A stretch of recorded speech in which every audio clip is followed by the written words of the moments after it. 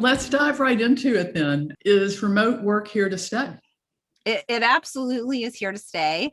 There has been survey after survey in Canada and in other countries about the experience of remote work. And what's fascinating is that as painful as this past year has been for many of us, because honestly, this is, not the way to transition to remote work, on a dime. Most people really want to keep working remotely. And more than half of the folks who are new to remote work in Canada this year say that they want to keep working the majority of the time from home outside the office. And what that means is that, employers who want to recruit and retain good employees are going to need to offer that flexibility. So yes, offices are going to reopen, but people are still going to want to spend a good bit of their time working remotely. One of the things you talk about in your book is the hybrid workplace. Mm-hmm. So what will that look like? Well, I really need to credit my co-author, Bob, on this one, because I'm such a remote work evangelist. I mean, I've worked remotely for the majority of my career.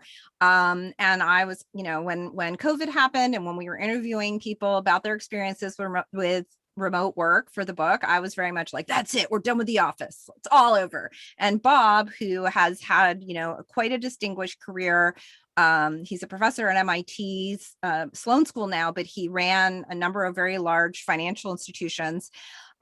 He wisely predicted that a lot of organizations were going to want to see their employees again from time to time. And so we really tried to think about the book in terms of how we would be able to help people prepare for this scenario where, yes, you spend some of your time working remotely, but that works in conjunction with time at the office. And that is, in fact, what the vast majority of employers are now embracing, is the idea that offices will reopen. It's kind of nice to meet face to face. I mean, this is great, but it ain't like being around a boardroom table and being able to, chit chat in the hall and all of that important interpersonal stuff.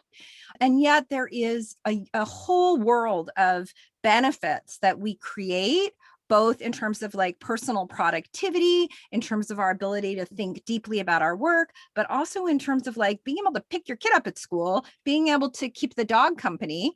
Those are things we don't want to give up. And so this model that seems to be emerging, I suspect what we'll see is that the vast majority of people in jobs that can be done remotely, and that's a pretty big asterisk, are probably going to spend 2 or 3 days a week at home and 2 or 3 days a week at the office. Alex, that's such a big shift for society, really. This is kind of massive, right? It is. How can you just speak to that a little bit? Like what do you anticipate is going to happen over the next year? I mean, there's going to be a year, and then there's going to be a decade. Like, I think we're it's funny, right? It felt like this past year and a half was this little like weird blip in our lives, and then things are going to return. But, the truth is, this is, a disjuncture in our collective history. And things do not go back. Things change, and COVID is going to cast a long shadow for good and ill for many years. And this is really going to be one of the most profound impacts. Remote work was a developing trend long before COVID. And, really over the past 20 years, we've seen a growing number of companies either embrace part-time remote work, or they have had some employees work remotely so that they can hire people in other places. There's, of course, been this move to having people overseas for various reasons. And so it's not like remote work didn't exist before COVID. There were plenty of places that existed, but it's a real big difference to go from having a handful of organizations that are all remote to suddenly having the vast majority of professional jobs. And it's really important that we remember we're talking about like a slice of work, suddenly prove that they can be done from home. And you just can't put that genie back in the bottle.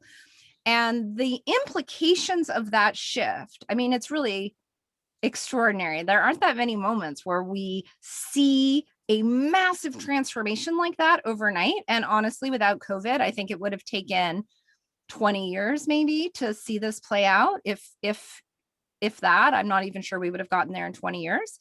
And precisely because it happened so fast, the social opportunities, the environmental opportunities, the economic opportunities that arise from having people shift back towards their local communities, shift towards more integration of work and home. Those are playing out very quickly and allowing us to make a transition as a society that could be very dangerous in some ways, but also incredibly positive if we seize and shape the moment. You know, you your book is really, an amazing how to, how to get the most out of it yourself, whether as an employee or a boss. I've learned a lot from reading. I've gotten a lot of great tips myself, some of which I'm going to use. I'm going to integrate into our talk today that I've learned from you in reading that book. And I really recommend it. And we're kind of asking you to make a segue today, as we did in the piece that you did for the Observer today, in speaking to us about what this shift is going to mean in Canada for our carbon footprint. Yes. Well, and, to me, there's a real integration between those two pieces. And it's funny because, what I shared in the Observer today and what we're talking about today around the climate footprint is the big picture.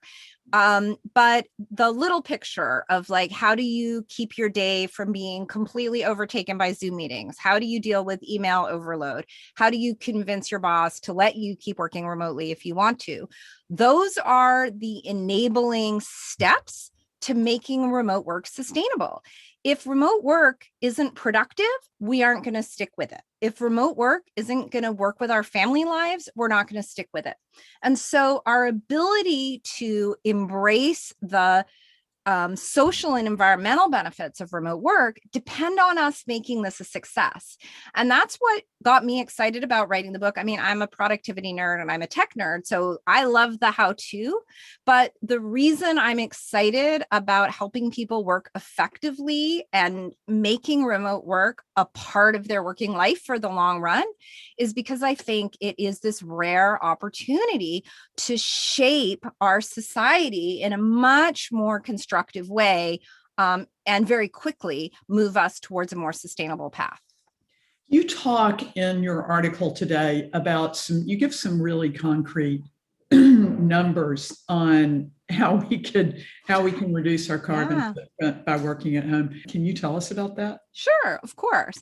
Well, so, there's really three big wins that are the most obvious kind of low-hanging fruit, as it were, from when you think about shifting to a hybrid model. And I think it's really important to be realistic here. I don't think we've seen the end of the office. And I think if we approach this as like remote work is good for the environment, let's close all offices forever, then it's just not going to happen.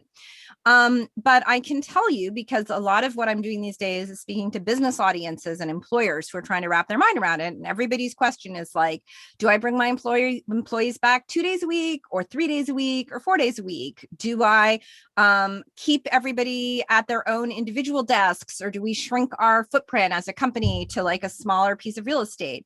Those decisions are being approached as if, it's just kind of like a management choice, but those are the decisions that are going to shape how this plays out in terms of carbon footprint. And the three big wins really are, first of all, reduced commuting. So the difference between having people at the office 2 days a week and having people at the office 4 days a week is a matter of doubling the footprint of our commutes, right?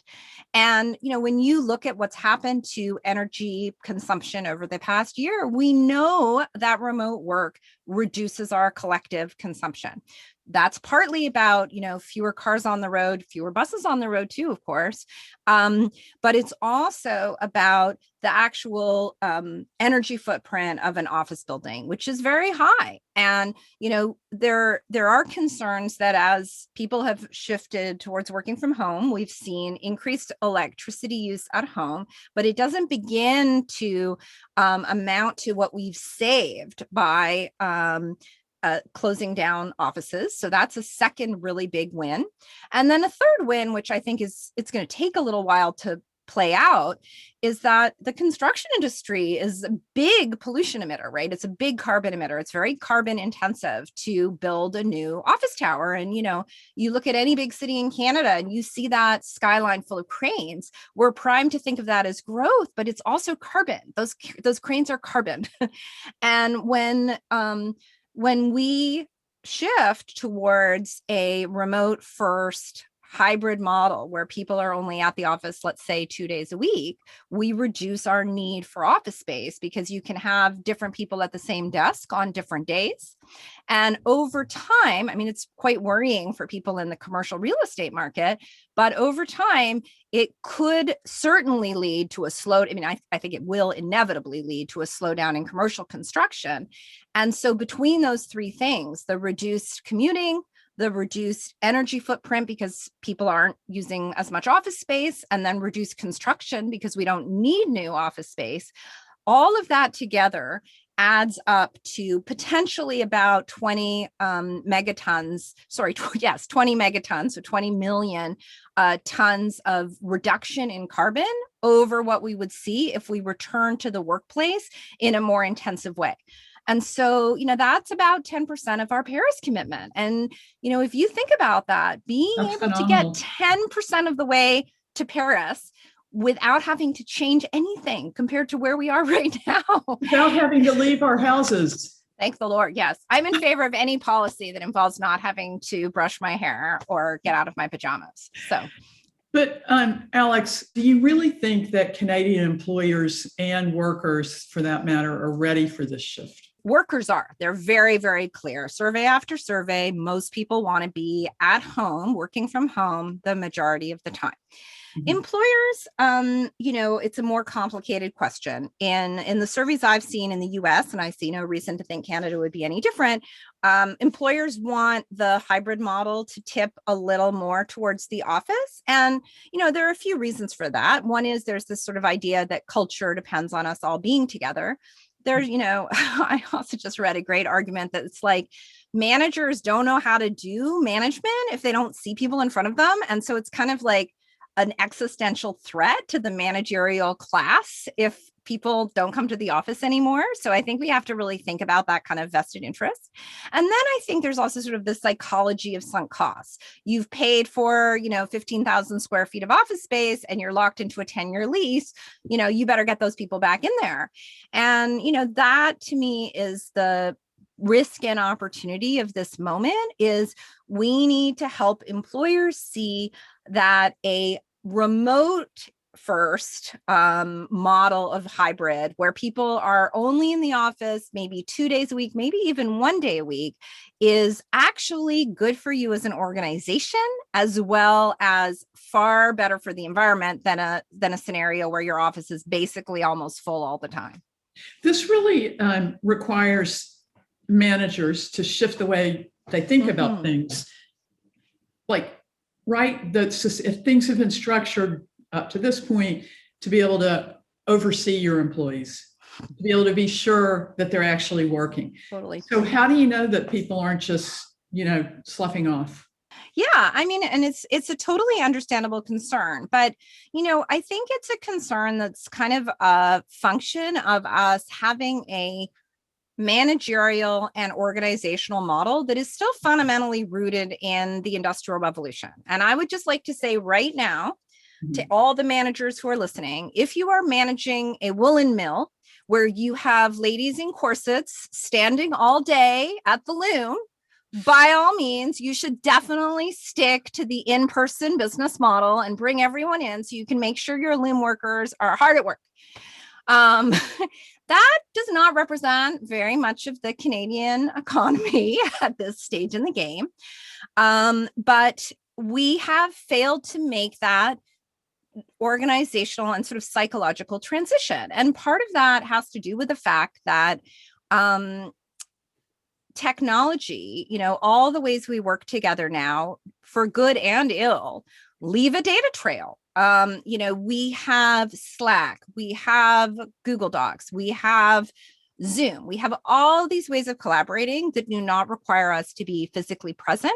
We have all of these ways to generate work product that has value separate from how many hours went into it. If you are managing the production, in a factory, you want your workers there for that 8-hour day. So, you are maximizing the output of your very expensive assembly line.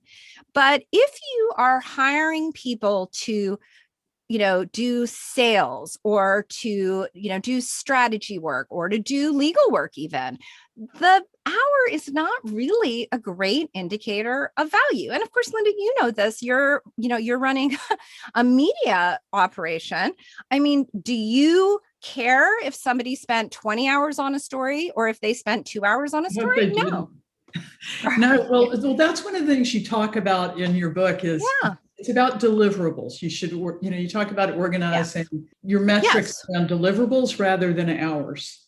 Exactly. And that is a shift that has, a profound impact. First of all, it's the enabling shift that makes it possible to imagine not having your employees in front of you. Because once you get your mind around the fact that actually, you know what?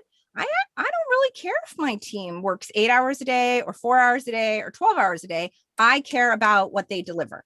Yeah. And once you make that shift, you don't need to scrutinize them. You can see if they're delivering and help them deliver. You just have to be really clear about what those deliverables are. Exactly. But Alex, another, hidden aspect of this that I wonder if you've thought about is just the overall carbon footprint of all the things that we do at home. You speak about Slack and Zoom, and, we know that servers are just, huge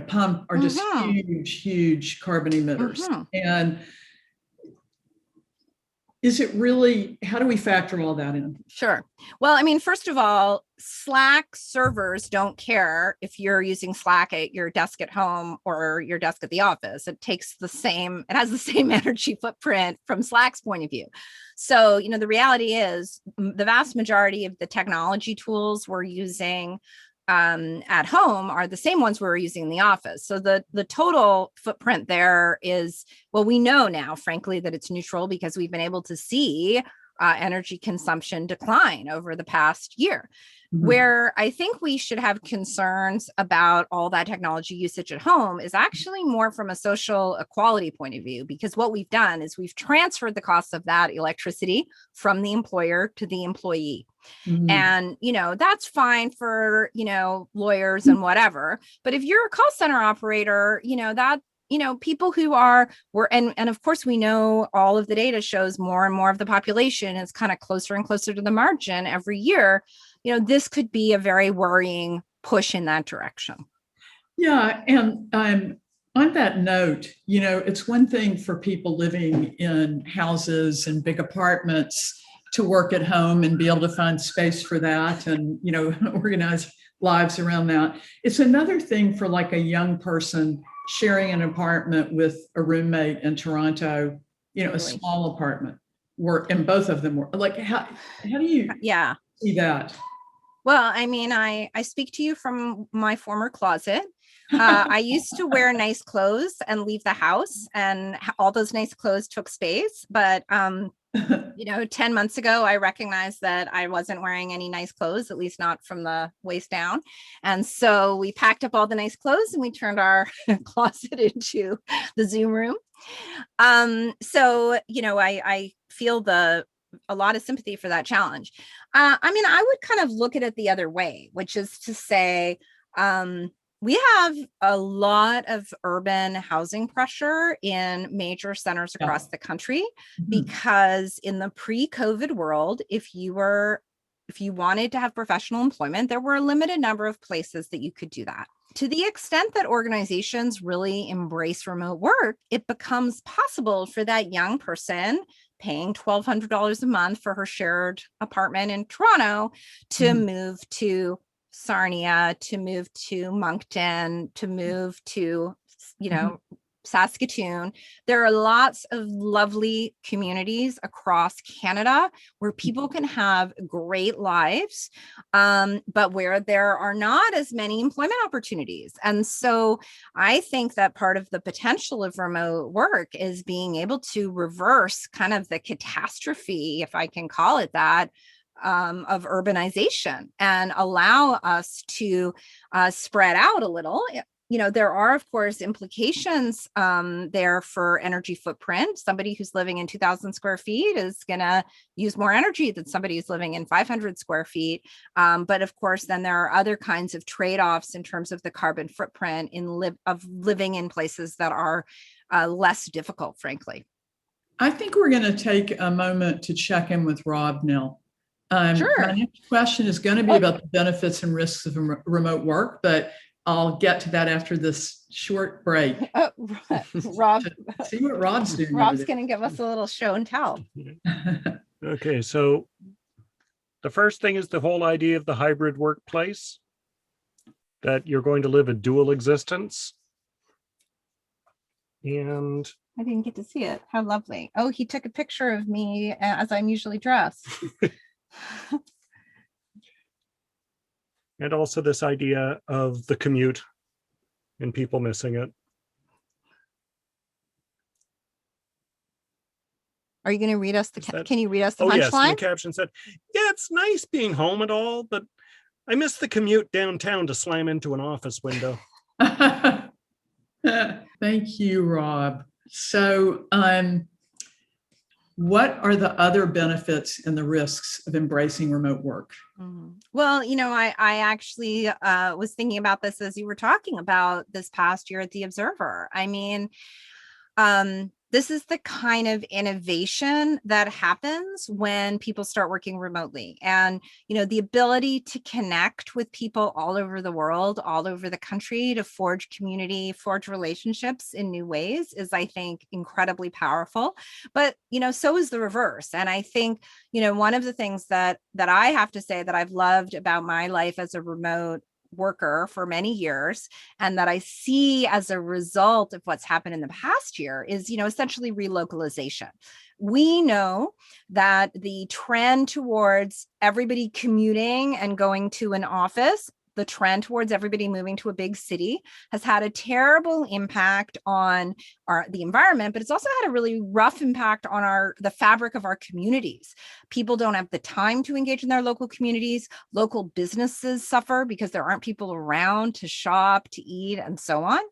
And when you have people literally in their communities 5 days a week, as opposed to 2 days a week, because now they're working from home 3 days a week, that brings to life a whole local economy, but not just an economy, like a social fabric of connection. You get to know your neighbors. You get to know the person who runs the coffee shop on your corner instead of, the kind of faceless rotation through the big office tower coffee shop downtown. And our ability to reconnect to our local neighborhoods and communities correlates with so many important outcomes. It correlates with public safety. It correlates with health. When communities have greater levels of civic participation, we strengthen democracy.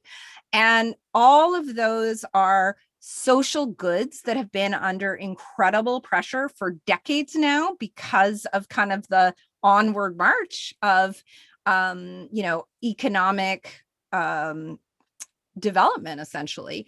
And now we have this opportunity to reverse some of those trends and to bring people back into their community and to revitalize our local economies and our local communities in a way we desperately need. In your article today, you talk about the case of Manulife Financial, which already has announced its intention to move to a hybrid work arrangement. Yeah, I picked Manulife. I had a wonderful research assistant on this project, Jessie Wickstrom, who is a super math nerd and helped me cost out essentially all these different scenarios. And what we looked at was, if you take a mid-sized employer like Manulife, they've got 9,500 employees across Canada, you can kind of think through the implications of different hybrid strategies for the way that this new hybrid workplace is going to affect our carbon footprint collectively as a country. So, a company like Manulife could well decide we're going to, sure, people like to work remotely, so we'll let them work remotely 1 day a week, and that's like a nice little benefit. But we need our people in the office, and so we're going to bring everybody back 4 days a week. Well, look, that's better than 5 days a week, because we're still taking, about 5,000 tons of CO2 out of the air, compared to, what a commute for that number of people would have represented in the pre-COVID days. But if you take that schedule and say, you know what, we don't need you in the office 4 days a week, 2 days a week is plenty, then you are basically, tripling the impact of this shift towards remote work and saving something like, 35,000 barrels of oil. Well, I mean, Manulife has already got a ton of its people working from home. So we're not asking companies to do something new and radical. We're saying, hey, folks, yay, you just saved a ton of carbon in the past year. You just made your employees happier. You made them more productive. You made them more likely to stay with the company. How about you keep at it and bring them back to work as little as possible? And that's really, the lens that is going to determine the impact of this shift. Do we take a let's get them back to the office as much as possible approach, or do we take a let's minimize the amount of time we ask people to come to the office and bring them back only as much as we need in order to work effectively and sustain our bonds as a team? That's so interesting, Alex, because, I think at times like these, there's two things going on. One is there's a huge shift to just let's get back to normal. Mm-hmm. This longing to get back to normal and a drive to get back to normal that we've, I think many, all of us have been feeling during the pandemic. It's kind of the feeling of I want my life back. Yeah. But on the other hand, as you mentioned earlier, our lives have been incredibly disrupted. Society has been disrupted in Canada and around the world. And so how do you see those two, totally very distinct kinds of, pulls playing out for society? Sure. Well, one thing I talk about a lot, and that I heard a lot from the people we interviewed for the book, because about half the people we interview, the book, every chapter of the book features kind of the story of a different person's experience with remote work. And we talked to like the most fascinating group of people and in different countries and different kinds of organizations.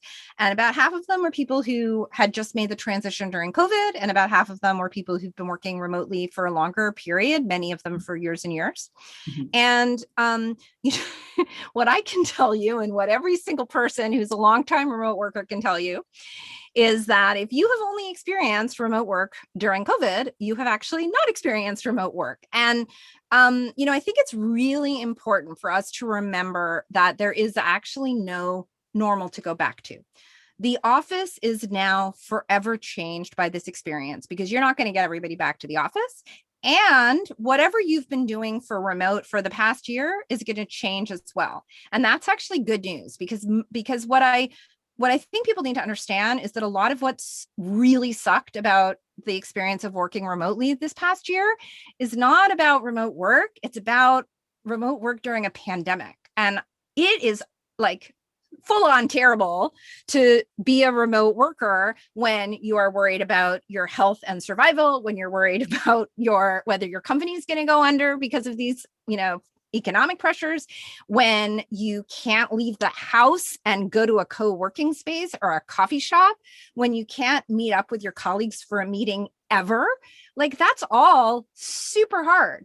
But when there isn't a pandemic on, I normally I love this closet and all, but I usually spend big chunks of my work week working in a coffee shop, often with other friends and colleagues who act as my sounding board. I take breaks in the middle of the day and I do my shopping. And, because I don't have to have like a hazmat suit to do it, I can just pop out and do an errand. I meet with my clients for lunch, and I go to the gym to give structure to my workday. And there's like all these delightful things about having the flexibility to work remotely and to engage with the people you want to engage with the colleagues, not just in your organization, but beyond your organization, who you find inspiring. But those opportunities are not there mid-pandemic. And so I think that what I worry about most at this juncture is that because of the kind of lousy aspects of remote work for the past year, people are going to think, oh, like I liked the office better than this. And the truth is, we are at a moment where we get to reinvent both. We get to reinvent how our offices work. We get to reinvent how our remote lives work. But that's not going to happen if we just kind of sort of sit back and let it happen. We really need to think as managers and as individuals about how we want to shape the balance between the two. I see a comment in the chat. I'd like to interject from Long Vu. I think Long Vu says, I think a half in person, half in remote is best. I agree with everything said about remote work advantages, but I also miss my cycling commute to work, which is my quote free gym, and it helps me disconnect from work. But I much enjoy seeing my kids more often since they go home for lunch. Yeah. That's such a lovely story, because I feel like it encapsulates so much of the pleasure and the pain of remote work. And one strategy I know a number of people have embraced is having a fake commute. Now, I do not encourage you to get in your car and drive for 45 minutes on the 401. That's probably taking it a little far.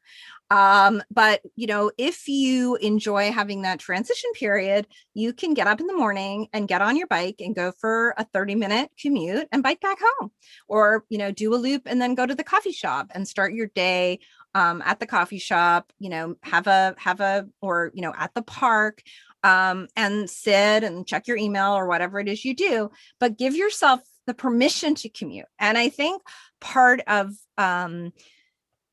what we try to do with the book, frankly, is to give people permission to take more control over how they structure their remote work lives.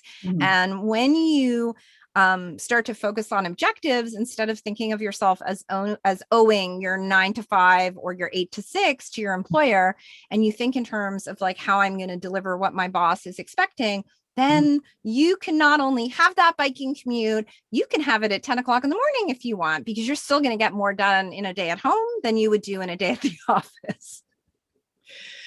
I'd like to do a little disclosure here at this point in our conversation. I'd just like to tell everybody that that that novel, My Brilliant Friend? Oh, yeah. Yeah. Right. I've told you about it. I'm sure a lot of people on this call know that novel. It's an amazing novel about a friendship. Well, I feel like you, Alex, is my brilliant friend.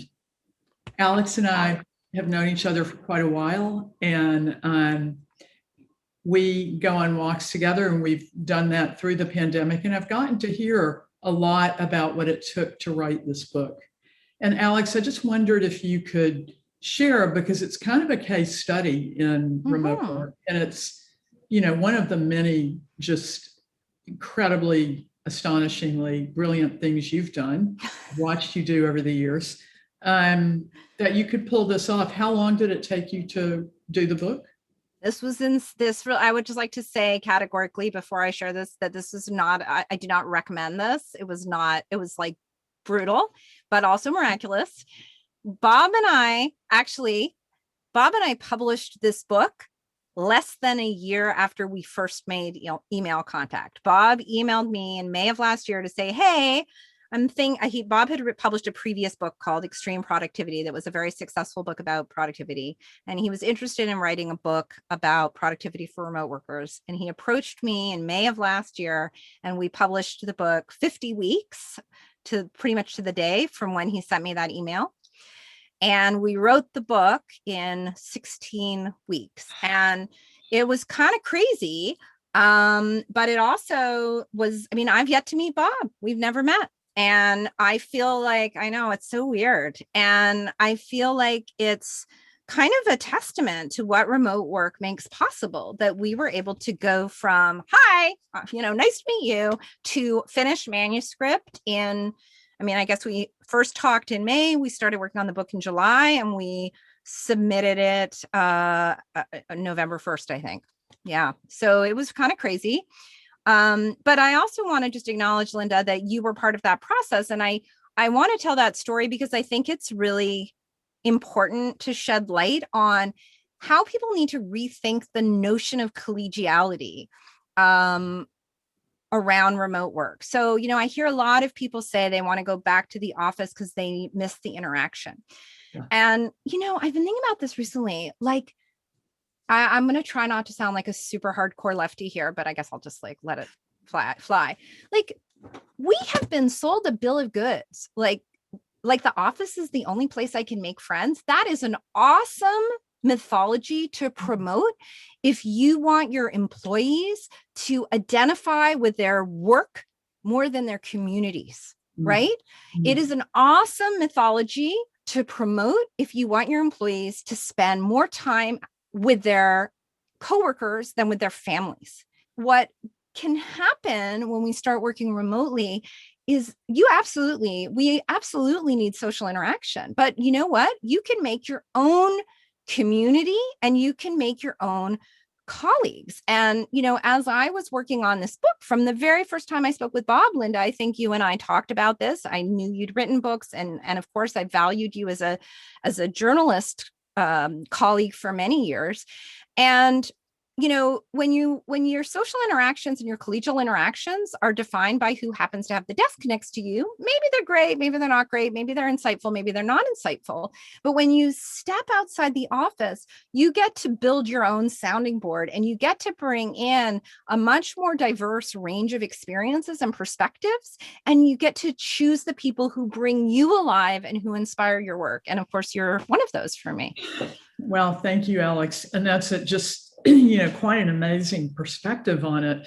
It makes me think about a story that I think it came out during the pandemic, was written by a young woman who worked at Google, I believe, and she had reported a sexual violations. Someone had made inappropriate sexual advances towards her and made her life difficult, and she reported the person. And her career up until that point had gone really, really well.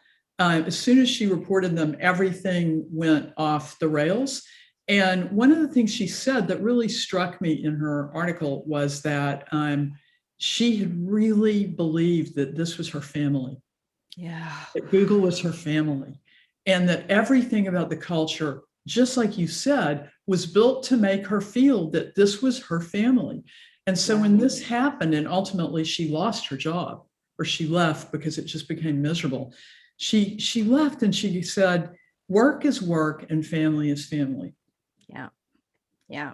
And, I won't say nobody's going to sexually harass you at home, because I guess it depends on your living arrangement, but it does cut down on the number of possible culprits.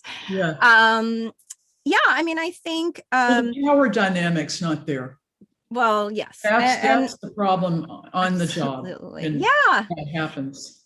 And the sexual harassment is perhaps just it really is just one example of the ways that the conventional workplace can be really coercive, really dangerous, really exclusionary. And by the way, I do think we should talk about some of those issues with remote work as well. But I think that It's wonderful if you have the kind of office culture where people really are invested in one another. But what I find so ironic is that when I hear employers say, we have to insist on people coming back to the office because our culture depends on it, I find myself thinking, well, if you have to make them come back to the office, your culture probably isn't that great. If you genuinely build an office that's a community, people are going to want to come back some of the time. And so to some extent, I think this is a kind of vote with your feet situation. If your employees don't want to come back, maybe it's time for you to reinvent yourself. And maybe this moment is the opportunity to do that work. While you wrote this book, you're living, in the middle of a very lively family. Yes, I have my own cartoonist in the closet. and really, you've always worked that way. You've been working this way for years. Like, you really are like one of the original remote workers. It's true. You've always talked about how much you loved it and that you love your life and you love your work life. And you didn't talk that way when you were at an office. And I knew you in those years too. You worked for Emily Carr. You worked for Angus Reid. I worked at Vision Critical, which was a company Angus Reid started, right. And really, but where you really made a shift and started to, describe your life as so satisfying, meaningful, happy, was when you started to work at home. That's an interesting point. And I think it's a bit of a chicken and egg thing. I wrote a piece actually I just turned 50, and I wrote a piece for my birthday about how I think remote work can help drive alignment with purpose. And I loved my colleagues at Emily Carr. I loved my work at Vision Critical. It was super interesting. But I always wanted to be a writer. I always felt like what I really, really wanted was to be a writer. I started working remotely because I have a kid who's autistic, and Rob and I reached the point where having 2 downtown office jobs and a kid who was being, sent to the principal's office 3 times a week was just not sustainable. And I mentioned that in part because I think it has given me like both license and motivation to really take control of my working life in a way that is, I think, fundamental to really building a satisfying remote work experience. I don't think it requires you to be self-employed. I think it requires you to really think about, like, how do I want my work life to function as part of my whole life? And for me, that shift towards working from home and the pressures we had on the family front really drove me to focus on the work that called to me, because it's really hard to like force yourself to do work when nobody's breathing down your neck. And so that to me is kind of part of the beauty of working remotely, is it both enables and requires you to like kind of follow your bliss a little bit. And I think that's true within organizations as well. We have another comment that I wanted to share with you. This person, no name, I was thinking that if students were given a couple of extra weeks off in January, then perhaps school heating and maybe busing costs could be reduced and safety could be increased, since mornings tend to be dark and there are snowbanks, icy roads at the same time. Admittedly, there are snowbanks and icy roads for more than 2 weeks in most parts of Canada. Has that been contemplated? There was really interesting, I'm now totally spacing on what the story was, so I want to go Google it. But I know that this is one of the issues that has factored into the question of whether to keep doing daylight savings time, is the kind of question. Oh, yeah. So there's a whole argument against daylight savings time because of the impact on kids and cognitive function when you're messing around with body clocks and in terms of needing daylight to function. I have to say, I personally think that shortening the school year and extending the summer is actually probably a more realistic solution, although it won't have the same energy benefits as extending the Christmas holiday, just because I think we have to be realistic about the fact that school is childcare for a lot of families. And one of the things that we really saw as an intense pain point during COVID was that during the time when schools were closed and people were trying to work from home, I mean, believe me, I've been working from home with a homeschooled kid for 4 years now. It's a little crazy making. And, it took us, like, year one was a total disaster. And that's true for everybody, who's trying to figure that out. And so I just think, like, it's a hard ask of parents. Like what you're really doing then is you're sort of taking this big public sector cost and shifting it onto the backs of individual families. And I think we have to be realistic that that means women. It means working families. It's going to disproportionately affect lower income people. It's going to disproportionately affect communities of color. And so, this kind of brings me around to the equity issues around remote work as well, which is as we shift our society in ways that make it easier for people to fit caregiving around work, the people who are going to do that fitting are going to be disproportionately women. Right. Alex, what do you think policymakers should do to encourage a remote first approach to hybrid work? Is this an area the government needs to get involved in? Absolutely. And I feel like this is the moment, right? Employers are all trying to sort through how to make the hybrid workplace work, how to make this transition back to the office. And government has a role to play both in kind of leadership and guidance, and in terms of, I hope, some really hard incentives that might make that difference as you're balancing 2 days a week in the office, 3 days a week in the office, 4 days a week in the office, 1 day a week in the office. Government can play a big role. And the first piece is just for the government to say, hey, we've saved all of this energy in the past year by shifting to remote work, and we want to hold on to some of that savings. And so here are all of the tax incentives. For example, we already have a whole set of tax incentives around carbon reduction as for employers. We want you to use your approach to hybrid work as part of your carbon mitigation, carbon reduction strategy. And announcing that kind of plays two roles. First of all, hopefully there are some actual financial savings there and financial incentives for businesses. It's worth it to the government to put some money on the table that way, because if it reduces pressure, if we reduce commutes, we don't have to build infrastructure at the same rate. We don't have to expand our highways and our bridges. Like, there's so many cost savings in reducing the footprint of the commute and reducing the urbanization pressure on cities and making more space for people's lives. So I think that's sort of the first thing, is to articulate a vision, put the incentives in place. And then on a really basic level, I'm really worried that part of what's going to drive a office first approach to hybrid is that, like, if you've got this 20,000 square foot office space that you're spending $1 bazillion on, for your Bay Street office or your, Richmond office, wherever it is, you're kind of going to say, well, I already got the space. I might as let's bring people back.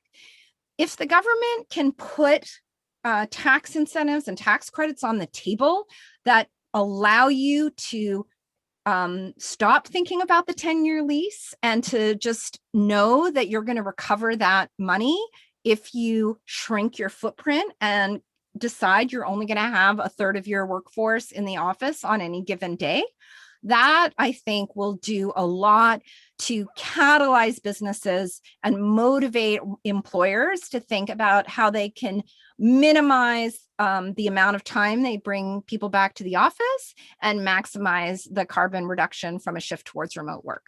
What's going to happen to all that massive commercial real estate space, all those towers in Toronto that are, totally there to house businesses? 2 words: indoor roller coaster. Look, there's a million cool things we could do with it. Obviously, numero uno is housing. There is not a city in Canada, as far as I know, that doesn't have major pressure on housing. And, that, of course, has 2 benefits. First of all, if you convert some of it to housing, you reduce the pressure on the housing market, which has really accelerated during COVID, right? Markets have gone crazy because people want their office space. So that's just the first thing is let's and it's a tall order because it's not, necessarily easy to repurpose an office building, especially those old ones that don't have opening windows, to the job of residential housing. But I think it's something to look at. Yeah. And of course, it has the other benefit that if you start converting office towers to residential towers, you have fewer people commuting on the 2 days a week that they come to the office because they're a walk away from the office instead of a 45-minute drive. What would you say to someone who wants to know, I want to work remotely. My boss is telling me to come back to work. How do I convince my boss to let me keep working remotely? Well, if your boss is the kind of person who's religious about using a reusable mug and turning the lights off when they leave the office, then you can definitely make the carbon pitch. I think it's a good one, especially if your boss is making a decision for a whole team or a whole organization.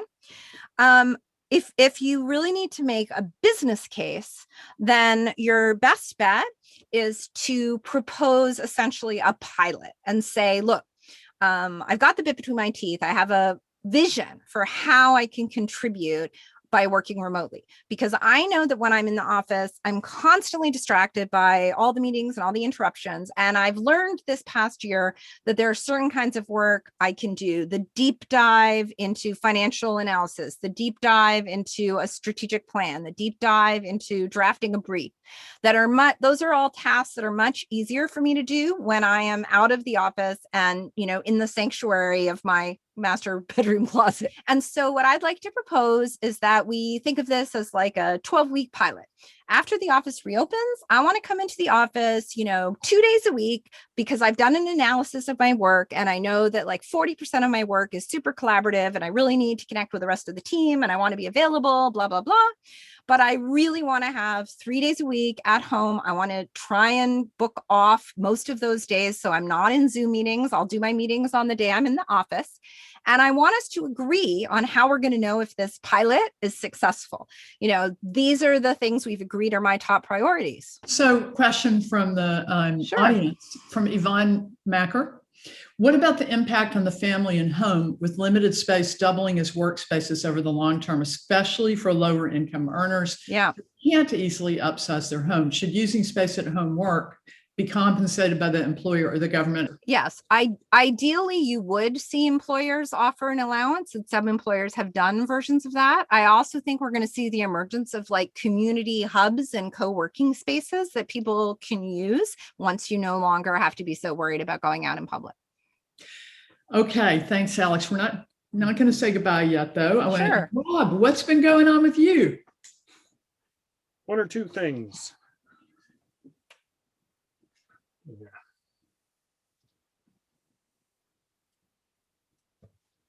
This one reads, remind me again why remote work was too disruptive as a way to reduce our carbon footprint or a way to meet our carbon targets. And this is two people wearing wind turbines. And here is an office lobby with elevators and a ticket booth. Tickets for nostalgic elevator rides, $10. Awkward silences, total strangers. And one last one is just a kid on a staircase playing, saying to a parent, we have an obstacle ahead and recommend you find alternate routes to work. Yeah, that's the end to those annoying traffic jams on your commute to work, except on the family staircase. Well, Rob, thank you so much. And Alex, both of you, thank you for joining us tonight from Vancouver. To all of our viewers for tuning into these thought-provoking conversations. You can watch them all on YouTube and on our site. Over the summer, we're taking a pause from Zoom to create an exciting new podcast series, Racing Against Climate Change. That's coming out in the fall and is being produced by Shahriar Tajvidi and Polly Leger. I'm so excited about that. And also a shout out to my friends and colleagues who helped on all of these, Jenny Uechi and Janelle Johnson. Good night, everyone. Thank you so much.